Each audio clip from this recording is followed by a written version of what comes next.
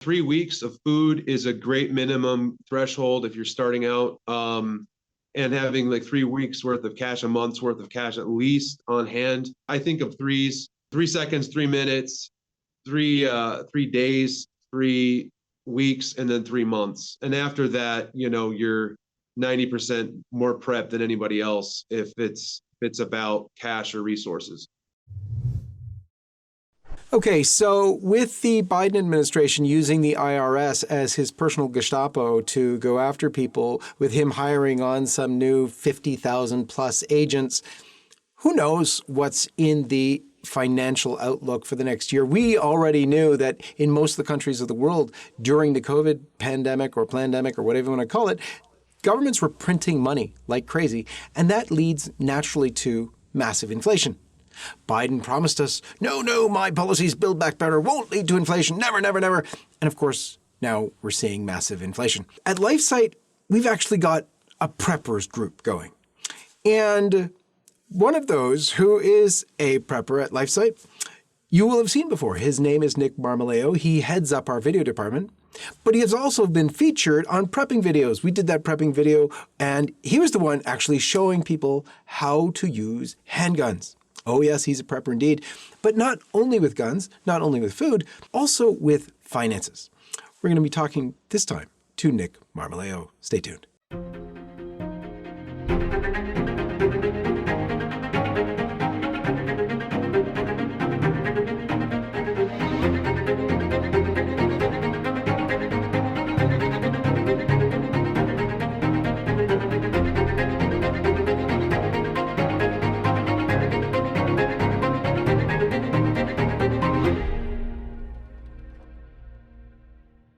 Nick, thanks for joining us. Thank you, John Henry. It's great to be here, as always. Let's begin as we always do with the sign of the cross. In the name of the Father, and of the Son, and of the Holy Ghost. Amen. So first of all, Nick, you are a prepper. You're great with everything, but you're not wearing tinfoil hats. You're not doing anything crazy, but you're just taking care of your family in a normal way. Is that right? That's what I'm attempting to do, although some have accused me of wearing a tinfoil hat at times. So. Obviously, with prepping, that great video that you guys did, which showed about firearms and prepping for, food insecurity and whatnot.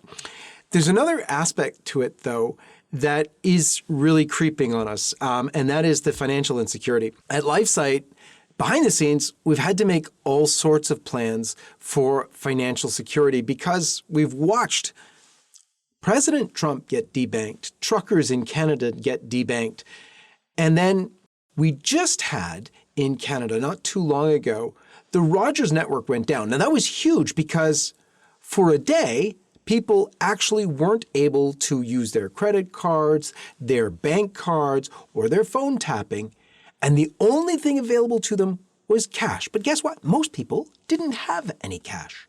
So it created something. Tell me a little bit about cash and the necessity for having cash around.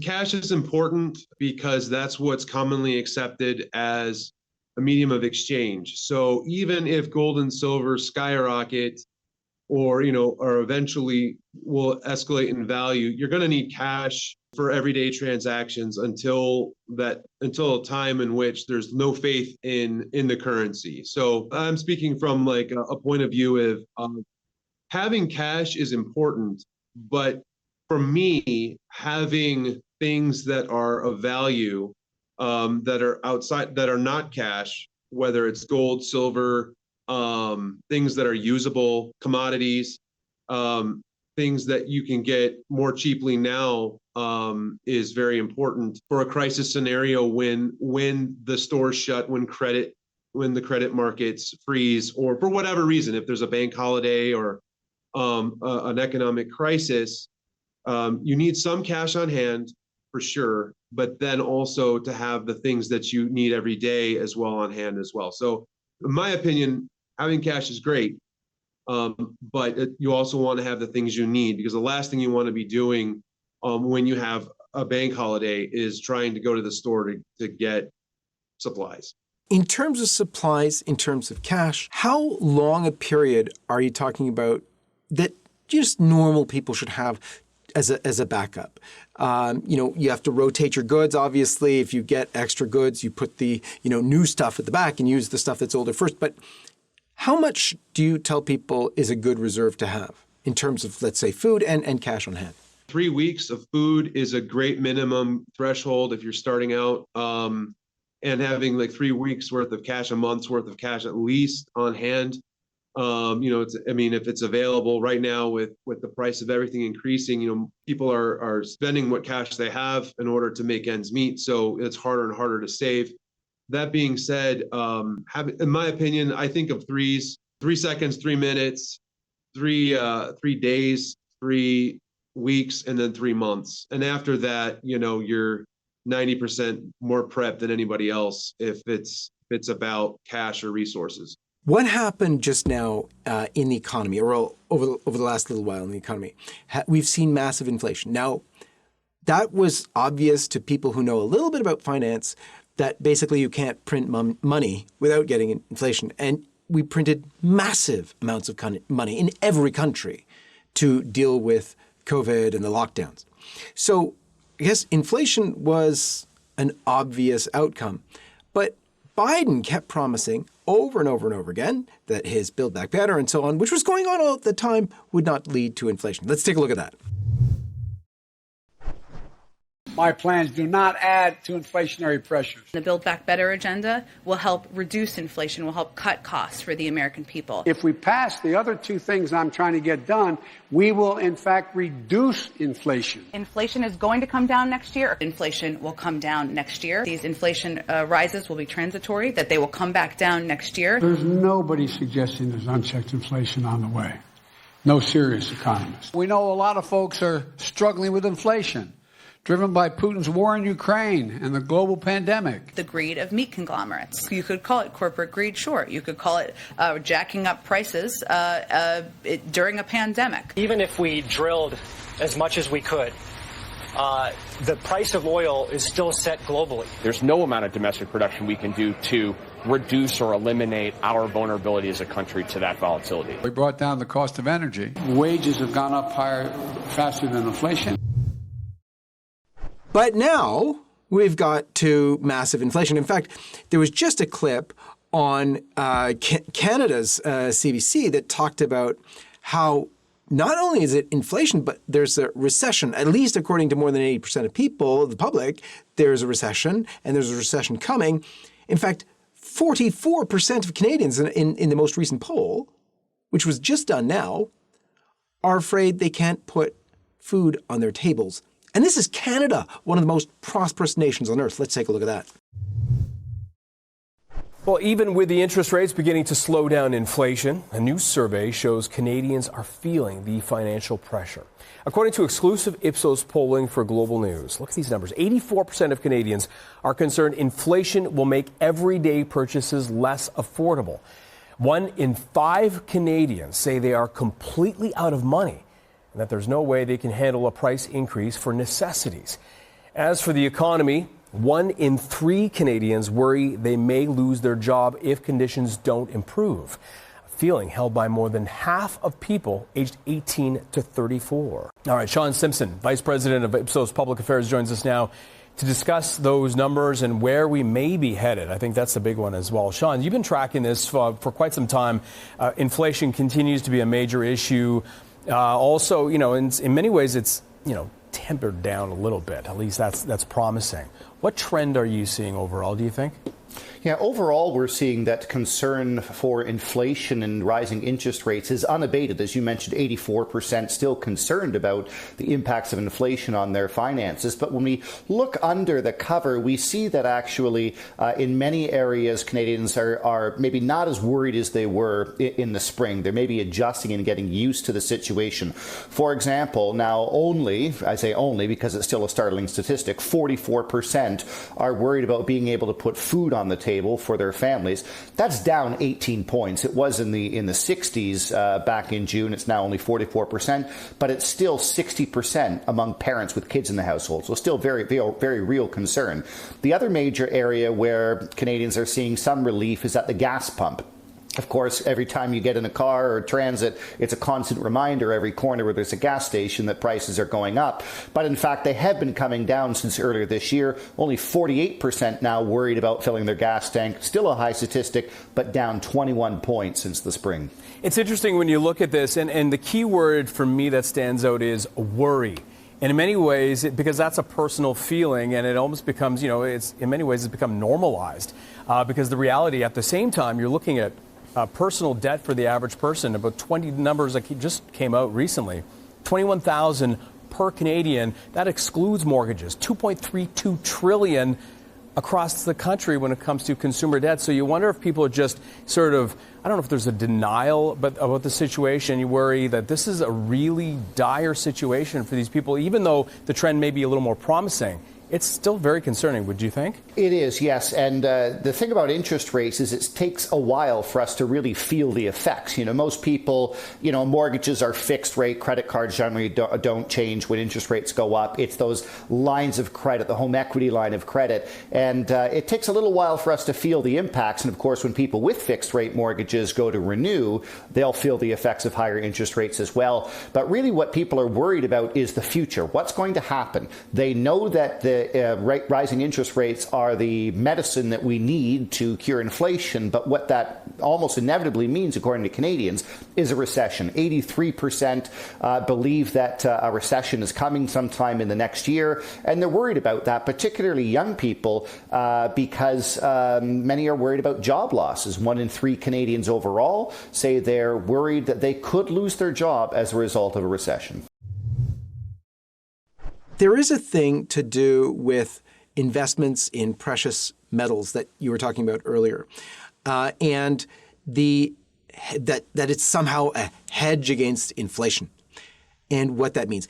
Can you explain some of that to us? How does having precious metals do anything for you when inflation's going on?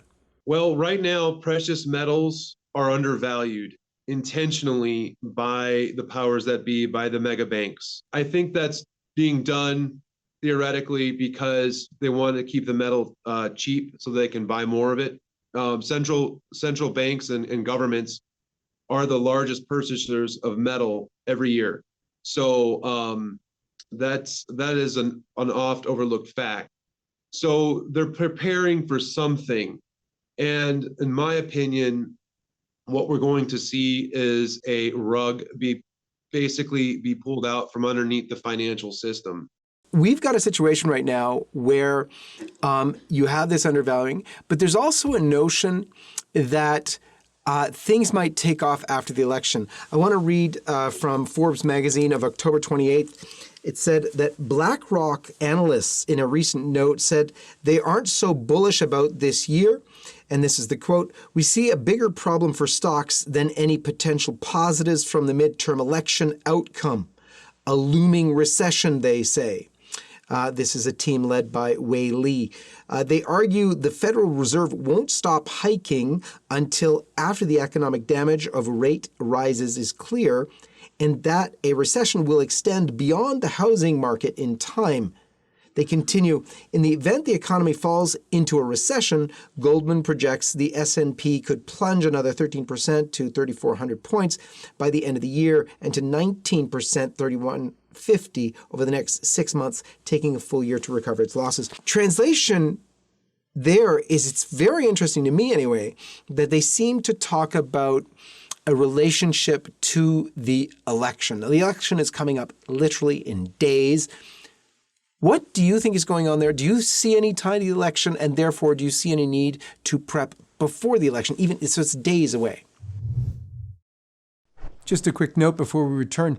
If you would like to stay up to date on LifeSite's coverage of the latest life, family, and culture news, subscribe to one of our many newsletters by going to lifesitenews.com/subscribe. And if you'd like to help us bring our truth-telling coverage to millions around the world, please consider making a one-time or monthly donation at give.lifesitenews.com. And now, back to the video. Do they want to keep things looking prosperous before the election to build confidence in the Biden regime?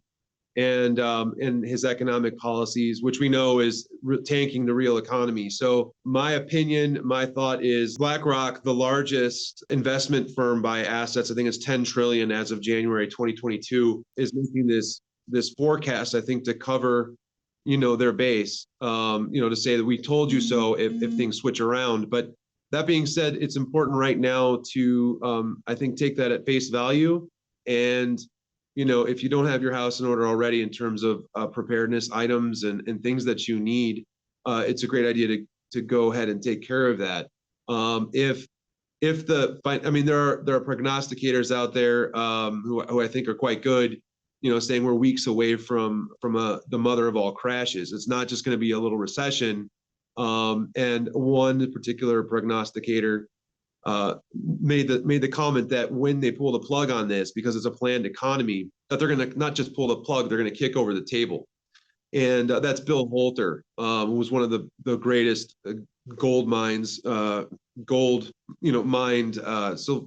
precious metal analysts in the industry. So, and most people who are of like mind are essentially saying the same thing.